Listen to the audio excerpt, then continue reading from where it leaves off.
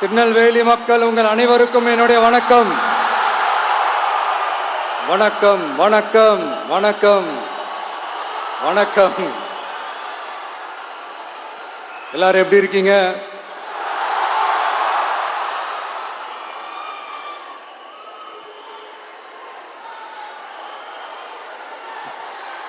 உங்க மகன், உங்க அண்ணன், உங்க தம்பி, உங்க தோழன், உங்க நண்பன், உங்க விஜய் உங்களை தேடி வந்திருக்கிறேன். இந்நேரம் திமுக கையில அந்த முழு பவரும் இருந்திருந்தா, இந்நேரம் ஸ்டாலின் சார் கையில் அந்த முழு பவர் இருந்திருந்தா கண்டிப்பா இந்த நிகழ்ச்சி நடந்திருக்காது. ஏதாவது ஒரு முட்டுக்கட்டையை போட்டு நம்மளை வரவிடாம பண்ணியிருப்பார்.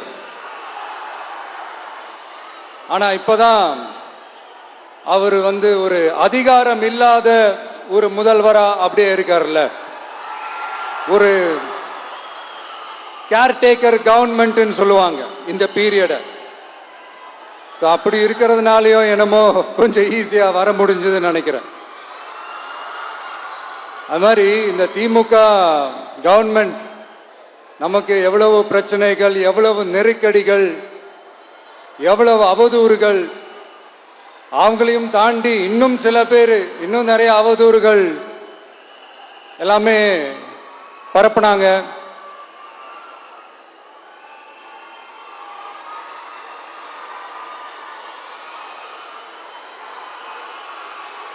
இந்த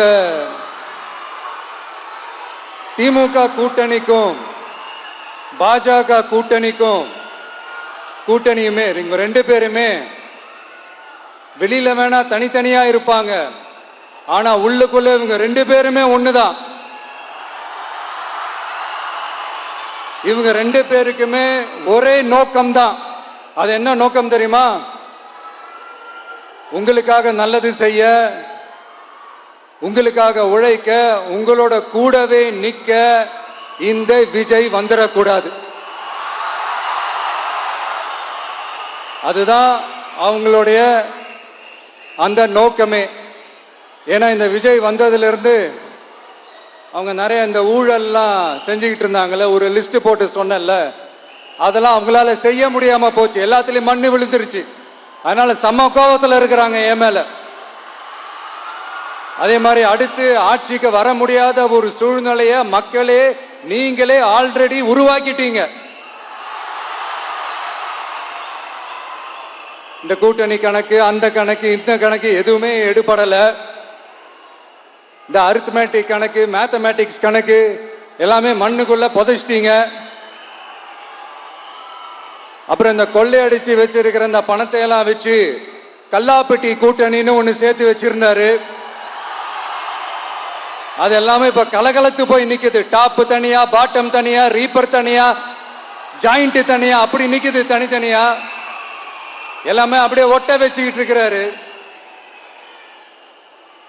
கூட்டணி கட்சிக்காரங்களே ஒருத்தருக்கு ஒருத்தர் ஓட்டு போட்டுக்க மாட்டாங்க போல் இருக்கு. அப்படி இருக்கு நிலைமை இந்த திமுக கூட்டணியில. சரி, இவங்களுக்கு தான் இந்த நிலைமைன்னு பார்த்தா இந்த பாஜக தலைமையில் மற்றும் பலர் அவங்க நிலைமை இன்னும் மோசமா இருக்குது. அதனால மக்களே, இந்த திமுகவோட நேரடி கூட்டணிக்கும் மறைமுக கூட்டணிக்கும் நம்ம மேல காண்டு.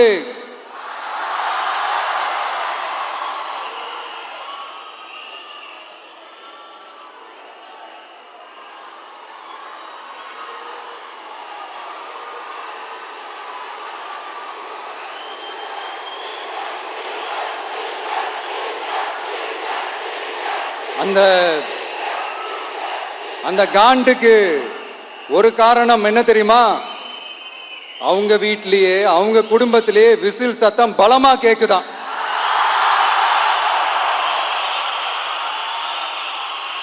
அடுத்த காண்டு அது இந்த சில பல கோடிகளை கொடுத்து நம்ம தமிழ்நாட்டு காங்கிரஸை பையில போட்டுக்கிட்டாங்க. யாரு? ஸ்டாலின் சார். ஆனா உண்மையான காங்கிரஸ் யாரு பக்கம் நிக்குது? நம்ம பக்கம் நிக்குது. சிறுபான்மை மக்களோட அந்த திமுக சாயம் வெளுத்து போச்சே. இந்த விஜய் என்னடானா மதச்சார்பற்ற கொள்கையோட உண்மையான ஒரு முகமா இருக்கிறானே. இந்த சிறுபான்மை மக்கள் வேற இந்த விஜய் பக்கம் தானே நிக்கிறாங்க அப்படின்ட்டு இந்த திமுகவுக்கும் பாஜகவுக்கும் என் மேல காண்டோ காண்டு. அதுக்காக நாம் என்ன செய்ய முடியும்? இந்த 33 வருஷமா ஒவ்வொரு வீட்டுக்குள்ளேயும் ஒவ்வொரு மனசுக்குள்ளேயும் போறதுக்கு நாம் பட்ட பாடு எனக்கு தானே தெரியும். அதனாலதான் நான் முன்னாடியே சொன்ன மாதிரி கட்சி ஆரம்பிச்சுட்டு ஒவ்வொரு வீட்டுக்குள்ளேயும் நாம் போல, ஒவ்வொரு வீட்டுக்குள்ளேயும் போனதுக்கு அப்புறம் தான் கட்சியாவே ஆரம்பிச்சிருக்கேன்.